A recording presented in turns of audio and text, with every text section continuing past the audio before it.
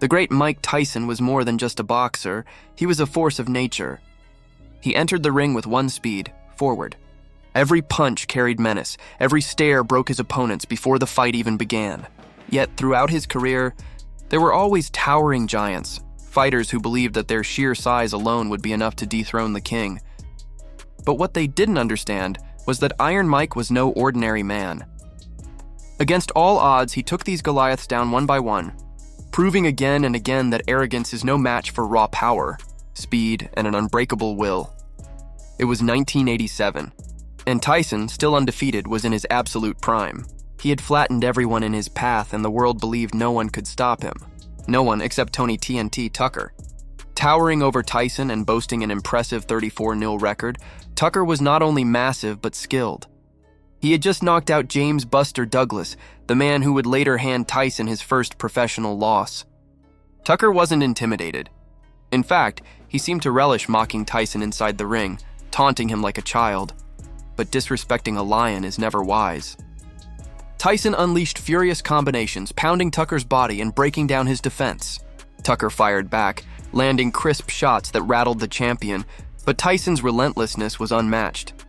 Round after round, the Kid Dynamite punished the giant until his confidence crumbled.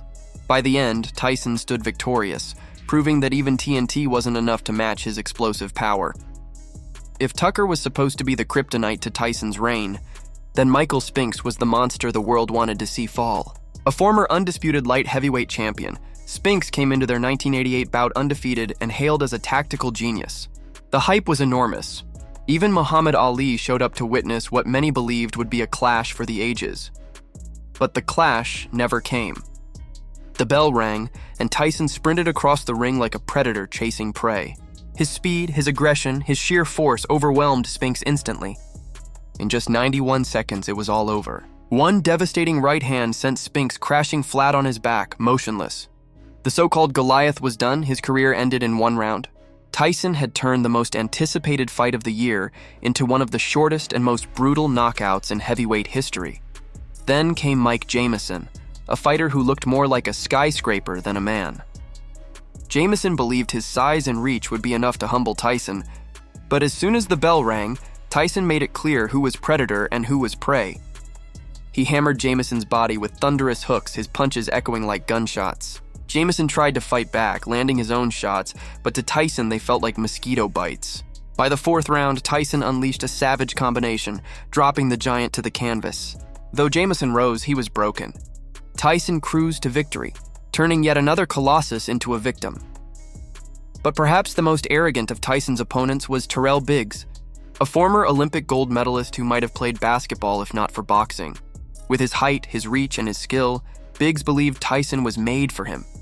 He even went so far as to say he'd beat Tyson like a child. For the first few rounds, Biggs seemed to back up his talk. Using his jab and reach, he kept Tyson at a distance, even clowning him by lowering his guard and smirking. But arrogance is dangerous when facing Iron Mike. By the fifth round, Tyson exploded, slipping past the jab and unloading vicious hooks. A crushing left hand rocked Biggs, and soon Tyson was pummeling him relentlessly.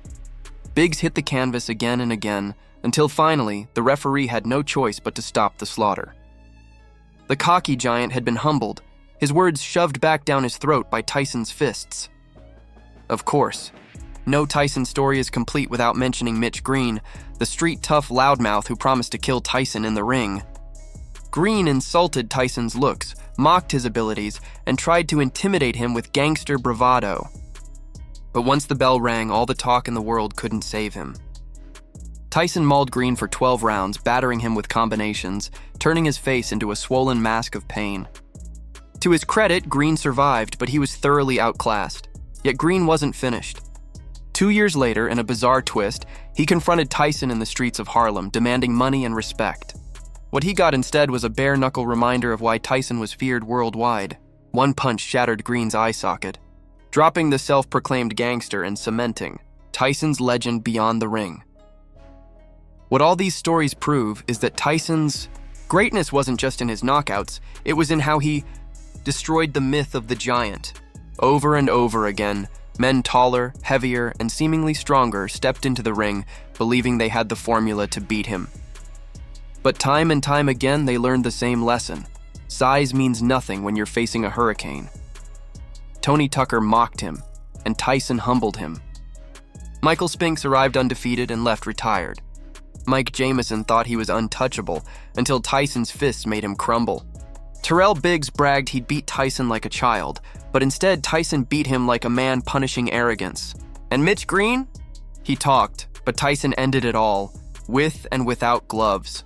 The great Mike Tyson will forever remain the king who reminded the world that giants may be tall, but even the tallest fall hardest when struck by dynamite.